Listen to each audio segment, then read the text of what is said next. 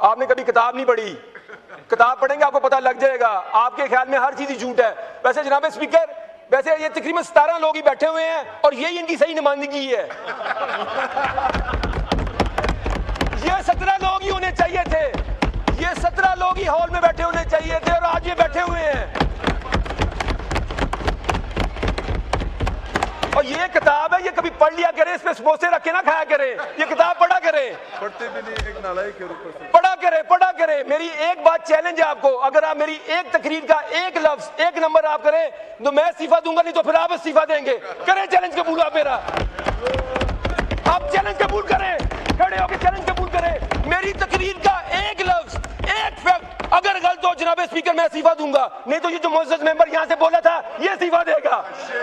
Challenge कबूल करें।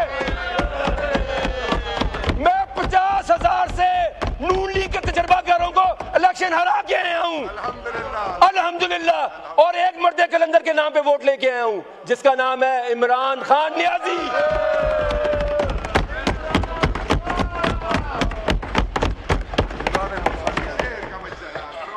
118 रुपए 1 लीटर के ऊपर पेट्रोलियम लेवी। और मैं आपको ट्वीट दिखाता हूं, सितंबर सुन ले 2021, ट्वीट करने वाले बंदे का नाम था शहबाज शरीफ। पेट्रोलियम की कीमत कितनी बड़ी थी? 1 रुपया 71 पैसे। 1 रुपया 71 पैसे पे ट्वीट कर दी। और अगर 117 रुपए पे तो किताबें लिख देनी चाहिए फिर हमें। और ट्वीट क्या की थी कि ये जालिमाना गैर मुंसिफाना 1 रुपया 71 पैसे। वैसे मुझे याद ही 2021 में 1 रुपया 71 पैसे का होंडा सिटी 70 आता था। आपने ऐसे ट्वीट किया कि उससे महंगाई का, बेरोजगारी का और नाइंसाफी का सुनामी आएगा। और 117 रुपए पे तो 20 रेक्टर स्केल का ज़ल्ज़ला आ जाना चाहिए था।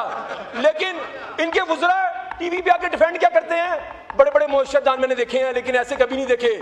कहते हैं पेट्रोल की कीमत में इजाफा करने से लोग डिस्करेज होते हैं। तो मैं क्या फिर 1000 रुपए भी बता दो, फिर कम ही में एक बारी फिर लॉजिक चेक करें। और मैं कसम से अगर कभी हमने कभी इतनी कीमत बढ़ाई हो ना पेट्रोल की, मैं तो टीवी प्रोग्रामों का, मैं तो पाकिस्तान छोड़ के चला जाऊं। और फिर भी टीवी प्रोग्राम में आते हैं ये। वाइंड अप करें, बताएं ये कहां गया है?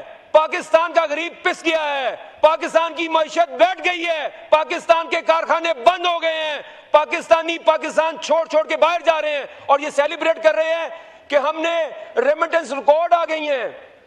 ये वाहिद मुल्क का दुनिया की 20 बड़ी मईशतों में, 40 बड़ी मईशत में कोई मुल्क ऐसा नहीं है जिसकी रेमिटेंसेस उसकी एक्सपोर्ट से ज्यादा है। ये शर्म की बात है कि हमारा जो तमाम आमदनी वो पाकिस्तान के कारखानों से नहीं है, पाकिस्तान के मजदूरों से नहीं है। वो पाकिस्तानी जो मजबूरी में पाकिस्तान छोड़ के बाहर जा रहे हैं, उन पे आप ये मुल्क चला रहे हैं।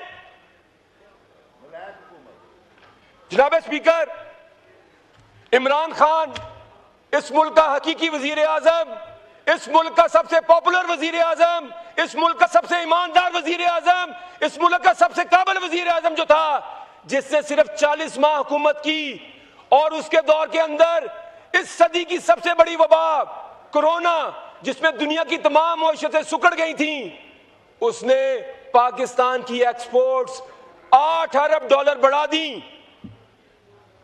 24 अरब डॉलर से 32 अरब डॉलर कर दिए। और ये तजर्बाकार, ये 40-50 साल से जो हुकूमतें कर रहे हैं, इन्होंने पिछले 4 साल के अंदर एक्सपोर्ट्स 2 अरब डॉलर कम कर दिए हैं। और अभी ये कह रहे हैं कि हम अगले साल 3 अरब डॉलर एक्सपोर्ट बढ़ा देंगे। और ये नहीं बताया कैसे बढ़ाएंगे। वैसे एक लतीफे वाली बात यह है कि जब मैं ओ लेवल्स में था तो इनका एक वजीर नो प्लानिंग, उन्होंने एक विजन 2020 निकाला। वो विजन जब हम 2020 में आए तो विजन 2035 निकाल दिया है। और जब हम 35 में जाएंगे तो 47 आ जाएगा। ये ऐसे ही है कि किसी बच्चे से आप पूछें कि आपने पहली क्लास में कितने नंबर लेने हैं, वो आगे मैटर की बात शुरू कर दे। तो इन्होंने कहा कि 2029 के अंदर पाकिस्तान की एक्सपोर्ट हम 60 अरब डॉलर करेंगे। अगले 3 साल के अंदर ये पाकिस्तान की एक्सपोर्ट को डबल करेंगे। मुझे तो आप ये बताएं कि इसका मतलब है कि, और इन्होंने खुद टारगेट रखा है इस साल 32.9 अरब का।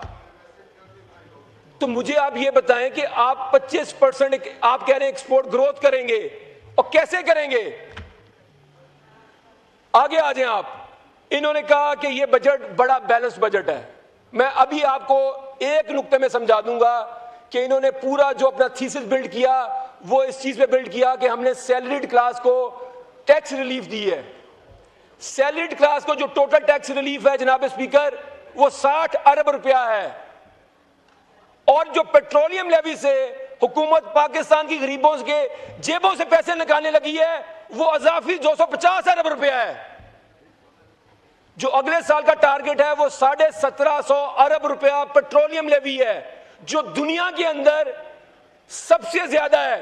पाकिस्तान अपने टैक्स का 13% पेट्रोलियम डेवलपमेंट लेवी से इकट्ठा करता है।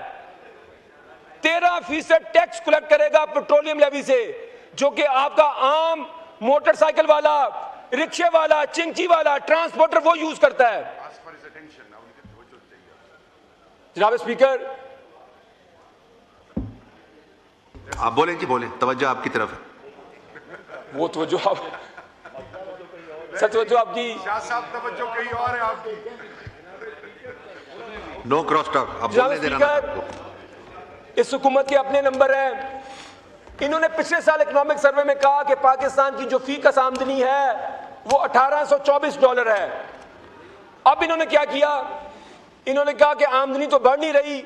इन्होंने कहा नहीं नहीं, हमारी जो पिछले साल आमदनी थी वो $1824 फीकस नहीं थी, वो $1751 फीकस थी। और इस साल हमारी की फीकस आमदनी $1901 है। मुझे आप ये बताएं कि आपने जो आबादी का नंबर है वो 2024 का ले लिया और इकोनॉमी का नंबर आपने 2026 का ले लिया। जनाब स्पीकर, मैं आपको बताऊं, पाकिस्तान की फीकस आमदनी पिछले 4 साल में $28 फीकस गिर चुकी है, और ये कह रहे हैं कि हमने $1901 कर दी है। इसमें भी फॉर्म 47 चला है। आगे आ जाए। इस हुकूमत के अपने हमारे दौर के अंदर 2021-22 के अंदर सालाना पाकिस्तान तहरीक इंसाफ और वजीर आजम इमरान खान की हुकूमत 19 लाख नौकरियां हर साल नहीं पैदा कर रही थी। अगली बात, इन्होंने कहा जी हमारा नॉन टैक्स रेवेन्यू बढ़ गया है। जनाब स्पीकर, तवज्जो आपकी चाहिए सिर्फ, तवज्जो इधर रखिए शाह साहब। ये बातें होती रहेंगी। जनाब स्पीकर, इधर तवज्जो करें। इन्होंने कहा जी हमारा नॉन टैक्स रेवेन्यू बढ़ गया है। अच्छा, वो नॉन टैक्स रेवेन्यू बढ़ा कैसे है ये भी जरा सुन लें। स्टेट बैंक ने जो मुनाफा कमाया, वो मुनाफा कैसे कमाया? उसके अंदर इजाफा हुआ, 170% इजाफा हुआ। ये सुनने वाली बात है, इसको भी चैलेंज करें आप। उसके अंदर इजाफा हुआ, जो स्टेट बैंक का मुनाफा है उसके अंदर 170% इजाफा हुआ। वो इजाफा कैसे हुआ? क्योंकि आपने कर्जे बहुत ज्यादा लिए, उसके ऊपर जो आमदन हुई वो इन्होंने कहा ये हमारी आमदनी है, वो ये आमदनी चेक करें आप।